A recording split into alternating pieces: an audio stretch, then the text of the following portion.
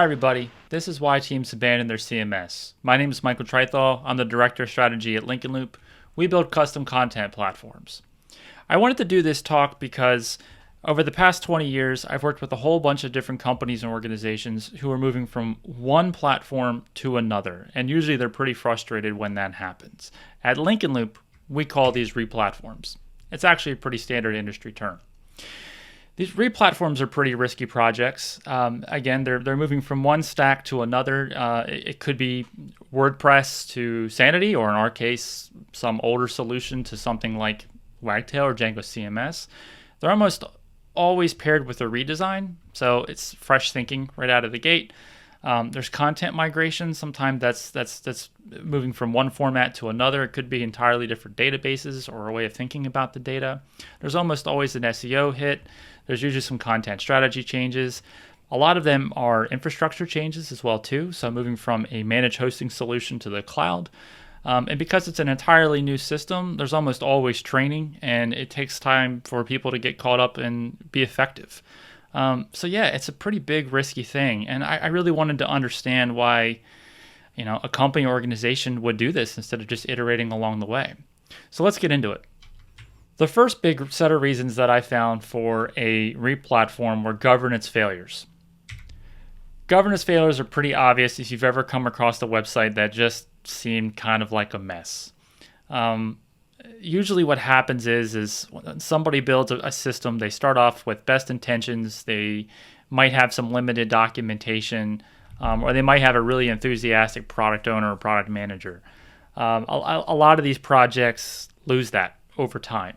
Either they don't start out with something like a design system or good documentation or workflow, or the person who was championing it left and nobody picked up the mantle. If you've ever heard of technical debt, it's kind of like that. It's a little bit like once you start having design debt and content debt and SEO debt and technical debt, and then people kind of just come in and implement things one way over here and a different way over here, you end up with a mess. And it's pretty easy to spot. You'll see inconsistent quality in the end user experiences. In the CMS side, you'll see that the modeling doesn't really match with how the organization thinks. So I think about it in terms of how they might build products or services or something like that, or do configuration. Maybe the naming doesn't match up with what they're using on calls. Maybe the object names are totally off, or the workflow doesn't match how they think about it. You'll see technical failures. Sometimes this is the technical debt sort of rearing its head. Maybe the IT department or the development group doesn't really like the CMS or want to work with the CMS, so they've just sort of become hands-off, or there isn't somebody who is super experienced guiding the development and the deployment of the app. A lot of times you can see it in the metrics. The site just says it's performing well, or again, is scalability or stability issues, or it's just not resonating with users. That could be a content problem. The gist is that somewhere along the line, the plan fell apart and there wasn't somebody to fix it or to get it back on the right path. And over time, this just adds up as a complete mess, and a lot of companies just want to start fresh. The second big set of reasons is missing capabilities. This is probably the one that you're going to hear about the most if you're working in a consultancy role, or if you're in a big org and a new department head comes in. In essence, it's that the CMS or the management system isn't doing what the team needs it to do. The one big thing that I hear a lot is, I want it to work just like Squarespace, or I want it to work just like Elementor and WordPress, or I need this thing from this other system. In essence, it's just software changes, and not everything evolves with the trends. And as people experience better user experiences, they kind of have a higher expectation for all of their tools in general. So if folks can't do what they want to do, they start to get frustrated.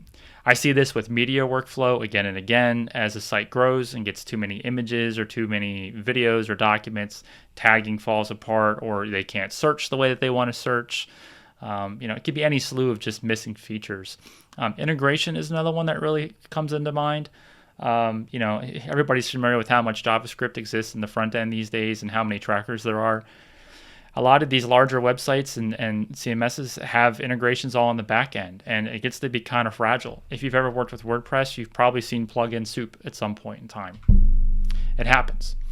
One of the biggest things I hear from a capability standpoint is the inability to expand or enhance the CMS without a developer. That's really painful for content managers, having to always go to a developer just to get any simple change done. And this kind of goes back to governance a little bit, where if things weren't thought about or aren't improved regularly, you just end up with technical debt that turns into I can't do my job.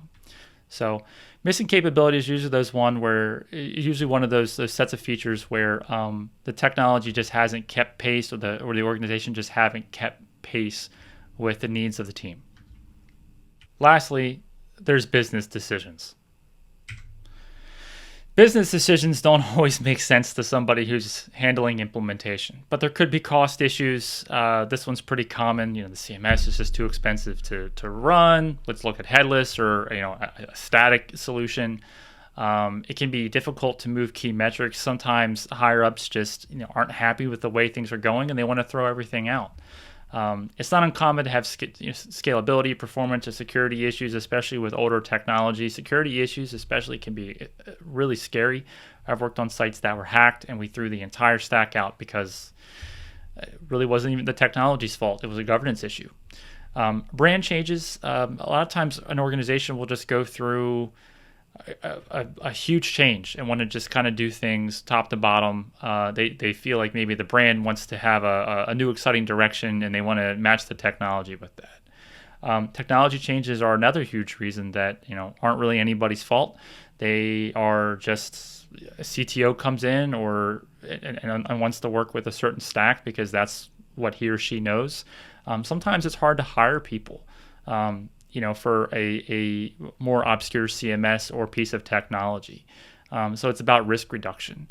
Technology changes aren't always bad. Sometimes it's just this is what works best for the organization. And then lastly, the big one that I see is we just want a fresh experience. It's just something that companies or folks have in their gut. It doesn't always have to be some big business reason. It's just, it's old tech, or we don't like this part about it, or we just want to kind of start fresh with a whole new idea. And, that's fine too. Okay, thus far it can seem like I've just given you a whole bunch of reasons why somebody ends up changing CMSs. But if you understand the major categories, you can understand how to tackle this sort of project in the future. In the case of a governance failure, for example, maybe in the next system, instead of letting everybody just figure things out as they go, you assign someone who's responsible. Maybe there's some documentation that you do up front. Maybe there is a design system that gets built, and you get everybody on the same page, and you build everything with consensus. In the case of missing capabilities, it could just be that the platform just doesn't have what you need. Or maybe it does. Has anybody even done the research? Maybe there's a plugin that could get dropped in that gets you from point A to point B. Sometimes that can be all an organization needs to figure out their digital strategy. Or, maybe not everybody's being heard on the team, and no one's built the capability because nobody asked for it until now. In the case of business decisions, that can help you figure out the metrics that you have to hit. And that could be a dollar amount per month for hosting, or it could be defining what a fresh experience really means. Those things can really turn a project around if they're defined up front. All right, that's it for me. I hope I gave you a few things to think about next time you're doing a redesign or a replatform or moving from one system to another, just in general. This is a really complex topic. If you'd like to talk about it more, I'm Trythall on the web, or you can email me at michael@lincolnloop.com. Thanks for your time, and good luck out there.